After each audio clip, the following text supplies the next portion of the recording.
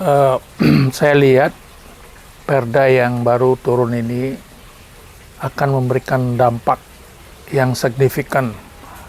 Menurut saya itu akan sangat positif jika dijalankan dengan konsisten.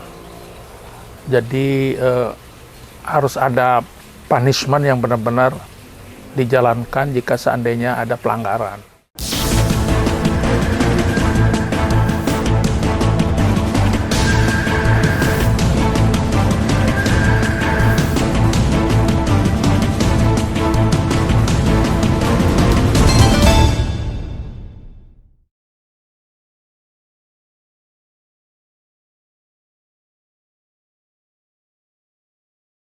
Seperti diketahui bersama, Gubernur Bali Wayan Koster secara resmi memberlakukan Peraturan Daerah Nomor 4 Tahun 2026 tentang pengendalian alih fungsi lahan produktif dan larangan alih kepemilikan lahan secara nomine, yang ditandatangani pada hari Selasa 24 Februari 2026.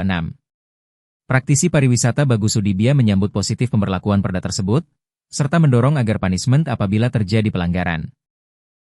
Jika dianalogikan sebagai sebuah kapal besar, menurut Bagus Sudibya, Pulau Bali tetap memiliki keterbatasan daya dukung. Sehingga jika tetap dilakukan ekstensifikasi sudah tidak memungkinkan lagi. Oleh karena itu, perlu dilakukan intensifikasi atau pemanfaatan secara maksimal, seperti dengan membuat rumah vertikal.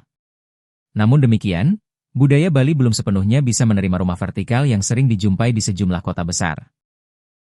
Lebih lanjut ia menjelaskan, bahwa aturan mengenai kependudukan harus lebih jelas.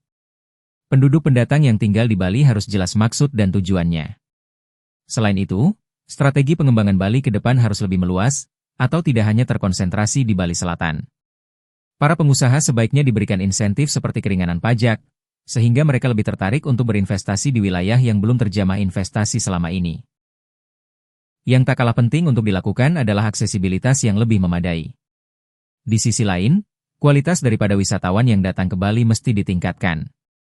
Salah satu cara yang dilakukan dengan meningkatkan kualitas produk dan pelayanan, sehingga secara kualitatif pariwisata Bali semakin baik. Nah, yang perlu dilakukan adalah intensifikasi, artinya pemanfaatan secara maksimal.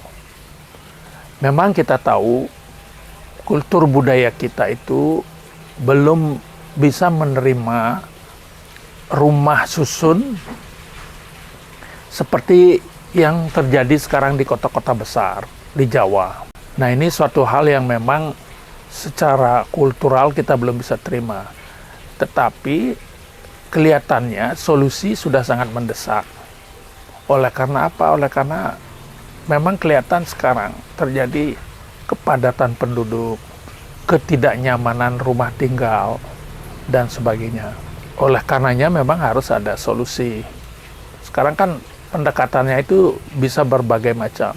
Satu, aturan mengenai kependudukan kita itu harus lebih jelas. Jadi setiap penduduk pendatang yang datang ke sini itu semestinya harus jelas maksud tujuannya itu untuk apa. Kalau perlu bahkan ada yang bertanggung jawab tentang keberadaannya, di mana dia tinggal dan sebagainya. Nomor dua, strategi pengembangan Bali ke depan yang sekarang sudah sangat timpang, hanya berkonsentrasi di selatan saja, di daerah Badung dan Pasar, Gianyar sampai Tabanan. Ini bagaimanapun juga harus diperluas, sehingga skala prioritas pembangunan Bali ke depan ini juga harus mengedepankan tempat-tempat yang selama ini masih kurang terjangkau. Katakanlah daerah Bali Barat, Bali Utara, Bali Timur. Nah, ini semestinya bagi usahawan-usahawan, orang-orang yang mau berusaha, diberikan insentif, keringanan pajak umpamanya, supaya mereka lebih tertarik untuk berinvestasi di daerah-daerah yang selama ini belum terjamah oleh investasi itu. Yang juga perlu untuk dilakukan adalah konektivitas, aksesibilitas. Ini perlu, sehingga dengan demikian orang merasa tidak terlalu lama membuang waktunya di jalan oleh karena konektivitas kurang baik. Sekarang pelebaran jalan, peningkatan kualitas jalan, infrastruktur yang lain, itu harus mulai dipersiapkan. Penataan pantai, itu di Bali Timur sekarang sudah mulai ada penataan pantai, itu saya kira sudah baik. Dengan penataan pantai itu, orang semakin tertarik datang ke Bali Timur untuk berwisata, tinggal.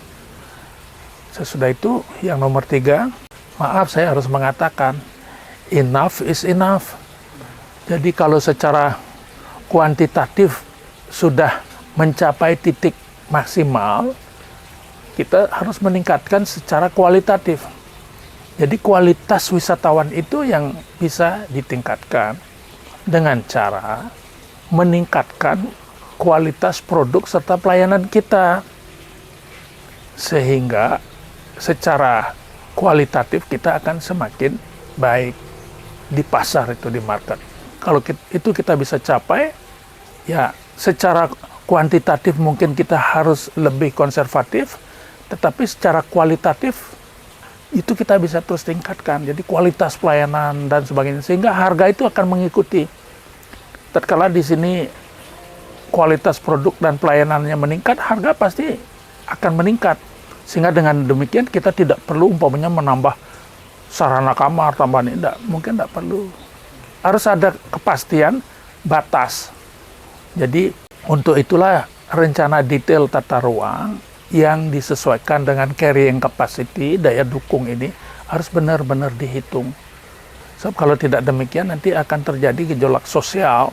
Kalau masyarakat sudah mulai merasa jenuh, sudah mulai merasa terganggu, maaf saja oleh wisatawan, oleh penduduk pendatang, nanti akan ada reaksi sosial yang saling tidak menguntungkan. Ia juga menyoroti bencana banjir yang akhir-akhir ini sering terjadi di sejumlah titik di Bali. Menurutnya, hal ini disebabkan oleh beberapa faktor, seperti maraknya perambahan hutan dan pendangkalan sungai. Untuk itu perlu adanya upaya untuk penghijauan di kawasan hulu Bali, serta pelarangan pembangunan di wilayah resapan air. Tim Liputan melaporkan.